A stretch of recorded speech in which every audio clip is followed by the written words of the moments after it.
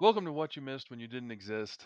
I am Corbett, I am 52, And I am Lucy, and I'm 22. and this is What You Missed When You Didn't Exist, a podcast where we talk about things from the past, things that were in my past, specifically history to Lucy, but actual current history for me, or at least it was at one point. And today we're It's actually talking about considered vintage now, but. vintage, of course, the Yeah. hipster.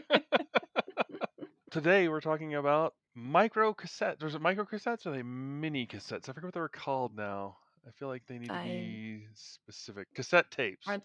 Oh, For yeah. anybody who knows what they are, they're cassette tapes. Cassette tapes were used primarily in the 70s and 80s. I think they came out in the 60s.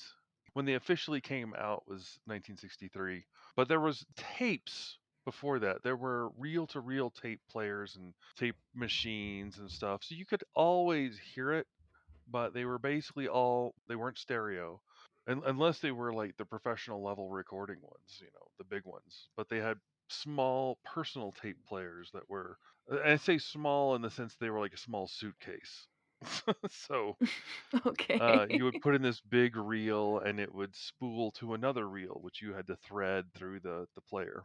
Most people used records because it was just easier. And up until probably the 1980s, I want to say, I had a record player as a kid. And my dad would take me to his office and put me in the front room. And she's like, here's a record player and some comic books and, something else to keep you busy. And I got to go paint some stuff. So I'd listen to all my three favorite records because that's all I had. And just kind of keep myself busy because you keep yourself busy as a kid. When cassette tapes were really rolling and big, I didn't have one until probably, I want to say 82, maybe 81. And I say that because I wanted one. I wanted an AT-AT. It's a toy. An AT-AT was a big dinosaur robot mechanical thing in Star Wars. Well, in The Empire Strikes Back Okay. specifically. And that came out in 1980. And I wanted one that year. And for Christmas, I got this gigantic box. I was like, it's the AT-AT. Yes, I'm going to be so happy. And it wasn't. My grandmother had fooled me and put a regular single play tape recorder with a couple cassettes in it. Oh, that's mean. Well, no, it's kind of funny because I was looking at it, and the at the time I think was $39, which is a lot of money. It would be the equivalent of saying $120. And would you go buy a child a $120 toy? Probably not. Yeah. And the cassette recorder was about $20, which at the time the equivalent amount of money, $1982. Just because I looked it up, $1982 to now is like three times the amount. So it'd be like a $60 toy. So she Oh. didn't like go skimpy on me, but it Yeah. was it was a little like she knew I wanted this big thing. She got a big box to put it in and a mess with me. But I did put that recorder through the paces. I recorded everything. I recorded all kinds of stuff. I'd record over and over and over and over on the same tape forever because they were difficult to get still for me. Using tapes back then was kind of cool because you'd wait for your favorite song to come on the radio and then you recorded the song and tried not to talk in the background because the microphone would pick it up. You want to get a clean copy of the song, which I guess you could just buy it, but who can afford music? Come on. Okay, wait. I have clarifying questions, just Sure. so I can visualize it. So you had reels, which are those like the old timey TV like rolls, and you could just like it would spin and it would like come out. Like you had the roll of No, no, no. I'm talking about the tape. micro. It's specifically, it is the compact cassette. It's called the compact cassette. It's the tape cassette. It's about, Well, you said there was a um, reel that was like big, like a suitcase. yeah, before that. The thing that came Yeah. before that was, well, essentially the thing that came before that was probably the 8-track tape, which I guess we'll have to have a show about that too. But So the reel's the big box thing. yeah, the reel to reel was a big box thing back in the 60s. People were using them. Okay. That's before my time. But that's the thing I'm I'm just talking kind of about, giving right? you. The big, like, thing that's rolled up and you just, like, spin it and it comes It's the out? smaller version. The compact cassette could fit in your pocket. It's a cassette with 2 reels. Oh, okay. And then you said records. Did you mean vinyl? Yes. Okay. Before I had a cassette player, I had vinyl, and I still have vinyl. Okay. I mean, come on, it doesn't go away. That's a sad thing. Okay. Vinyl never really went away. Cassettes really have. They stopped producing them about a year ago, I think. Oh, dang. Yeah, people just don't get anymore because nobody has a cassette player. So what's the point? Yeah. And then the cassette player is what's, like, in Guardians of the Galaxy? That little Right, the the tiny Walkman. little thing? Right, that's what I'm talking about. Well, Okay. the Walkman didn't come until the 80s. What I had was much bigger than that. It was closer to a shoebox, I guess. Okay. In fact, I kept it in a shoebox a lot because I could keep my tapes with it. It was easier. But the cassette tape was kind of cool. It gave you a lot of functionality and a lot of options. It worked for computers. People were able to record their programs onto it and play it back to the computer, and it would reread the information. That was Oh. pretty neat. Well, the first few personal computers, because the big computers still had the big reel to reels that we were talking about. Mhm. Like your personal Commodore 64, your Apple, even some of your IBM first ones had a tape recorder you could connect. You would start recording your program and then stop the tape, rewind it, and then reload the program when you needed it. If you Mhm. can imagine that. Okay. It is nothing like the way it works now, obviously. I think the big thing that a lot of old timers will go like, "You don't know the pain," is occasionally the spool would get unraveled. Or, the tape deck would eat your tape essentially, and it doesn't really eat it; it Mhm. just kind of unspools it. And when you pull it out, it's just this big tangled mess of ribbon because it's a magnetic ribbon tape, and you have to Mhm. go through with a pencil, commonly a pencil. You put it into one of the reels and start spinning it to get it to roll the tape back in. And you had to get pretty good. There's a point where you could like splice it with actual scotch tape if you wanted to fix it, and it would more or less keep working as long as it didn't stretch. If it stretched, then you were in trouble because then it would Okay. like mess up the way the recording is because it's a magnetic tape. But probably the art form that came with cassettes in my time was the mixtape. And I know you know what a mixtape is. So don't I mean, act I like know you what it don't. is, but I've never experienced it. People send playlists now. They don't create cassette tapes. Yeah, well, you're just weird. Or I'm young and you're old. Uh, you and your mixtape. Well, the thing is, your playlist is changeable, whereas a mixtape was permanent. Well, okay, as much as it could be erased again and thrown away, but but it was like you had to particularly make the list essentially, and it had to be played the exact same way every time. So it was very personal. It had a certain art to it. You couldn't just record a bunch of songs and throw it out there. It'd just be junk.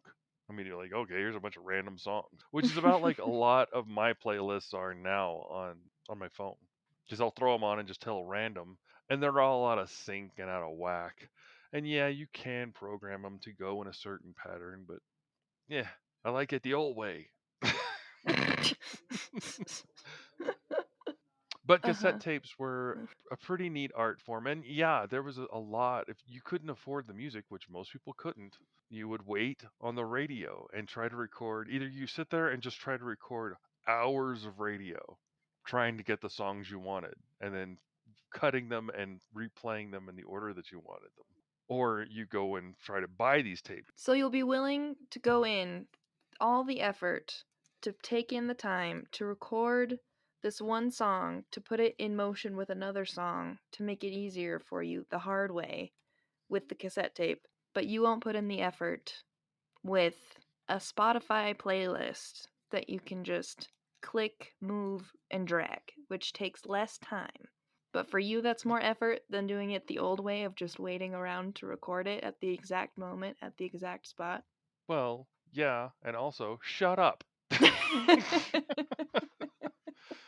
I'm telling you the way it was. It's important. Yeah, This but is it sounds like you just important. don't like change, is what I'm hearing. Nobody likes change. Nobody does. The way around waiting on the radio was to get your own music, get a collection of your own music, and then cut the songs in that you want. Because you had 30 minutes per side. So you had to fill up 30 minutes and then flip the tape and fill up another 30 minutes. It took, I mean, it took a lot of stuff to get. The one way around this in the day, essentially go into debt. Okay. There was, and this is very important, this is a very important part of the story, but there was a company called the Columbia Record Club. Essentially, you would say, I want these 10 or 12 songs at a penny or a dollar or a Uh-huh. nickel or whatever it was.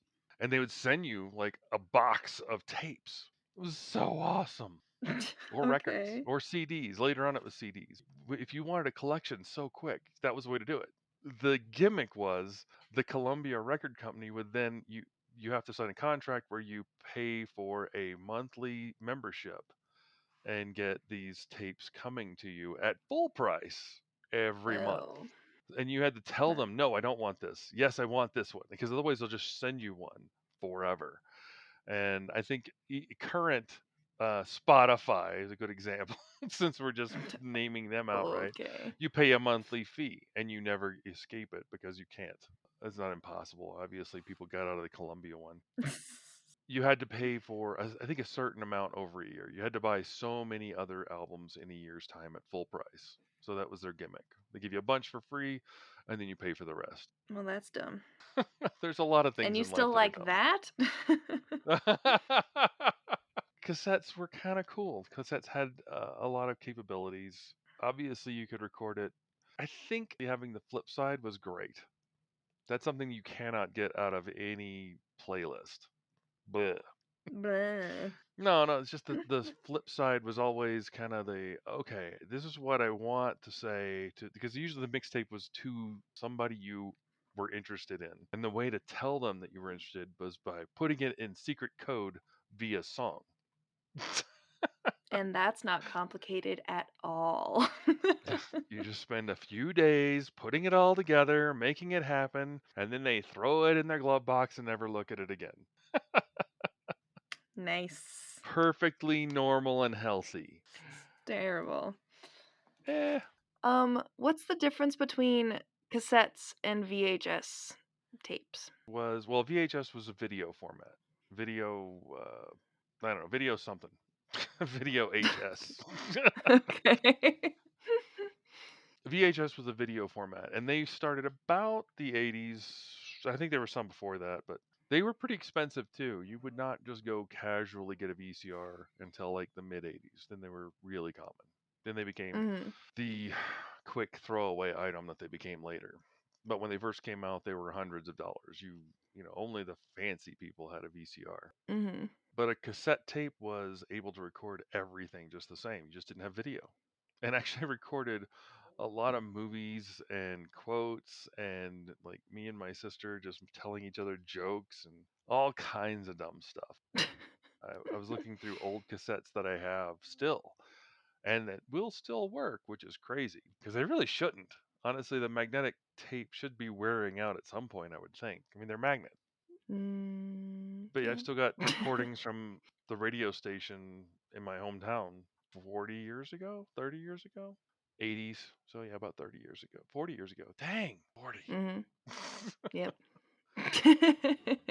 By the 90s, you really see them fade away. I mean, they step back basically because CDs were in.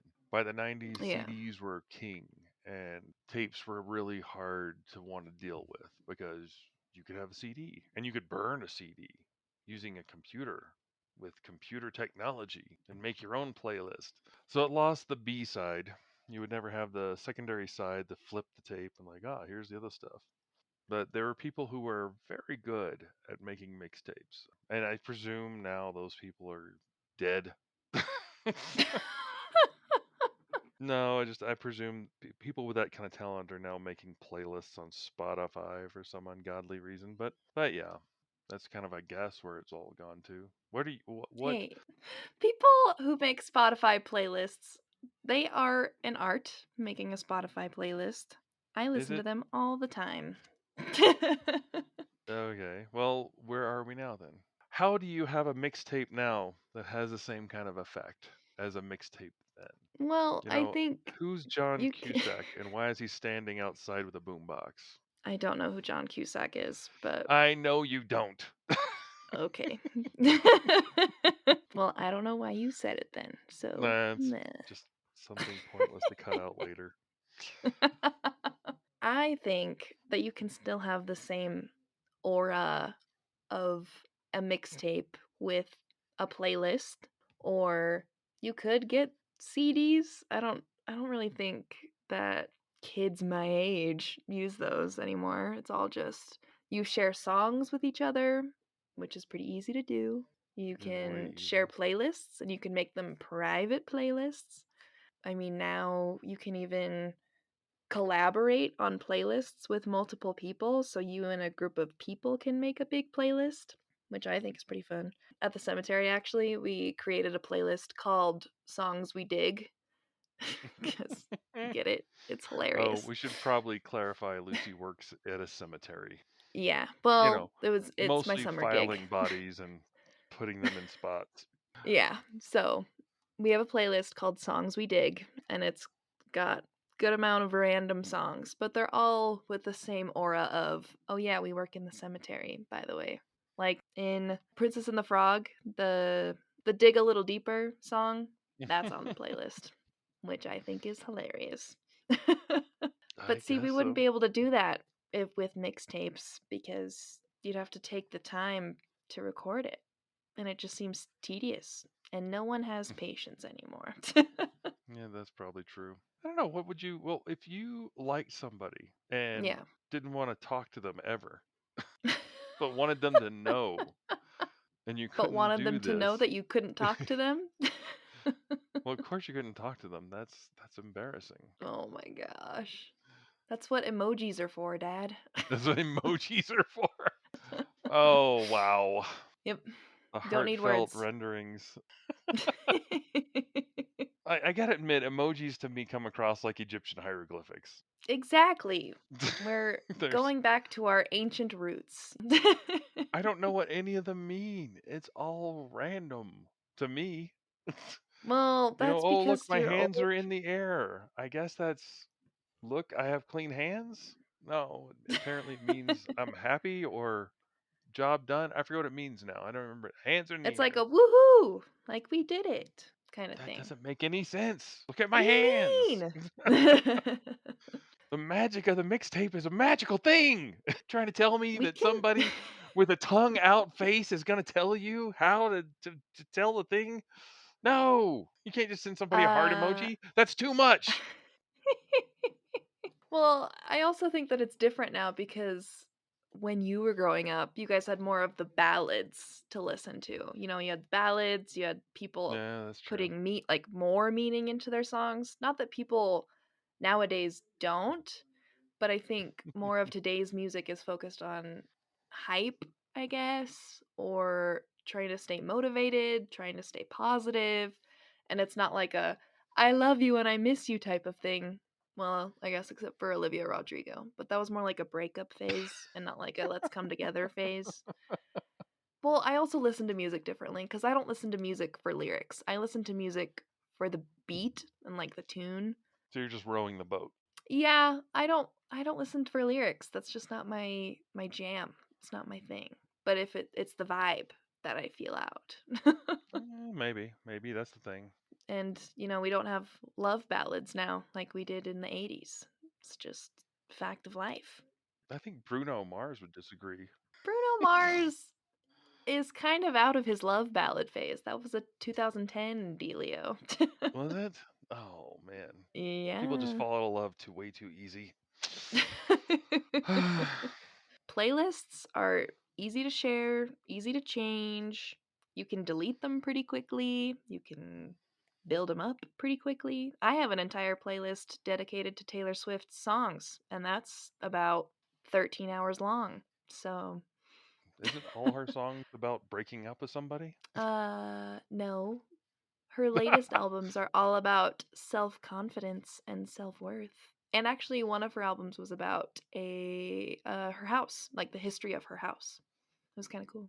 Okay, that's weird. I think it's cool, but Mm, but you couldn't have a 13-hour mixtape. So, if yeah, I anything, suppose you couldn't. There's that. That's one benefit that I mean, you would need like what 10 to 20 mixtapes to do a road trip, and I will admit, road trip music is very important. true, it's a lot easier. And now that cars have Bluetooth, it's nice. Okay, I guess. There's a certain coolness to the mixtape. She's like, I got a road trip mix. I'm ready to go. It was just the thing. I will say I miss putting in the CDs in the car when we were doing our road trips, but I think Mm, that was always just us listening to the what was that one mix? The classic rock CDs or the yeah, they were list just the CDs I picked up yeah. here and there. I do kind of miss those, but they were predictable because you knew what would come next. Isn't that fun? No? You gotta expect the unexpected and go, oh, this song is playing at the perfect time. What? And then you have that cool aha moment.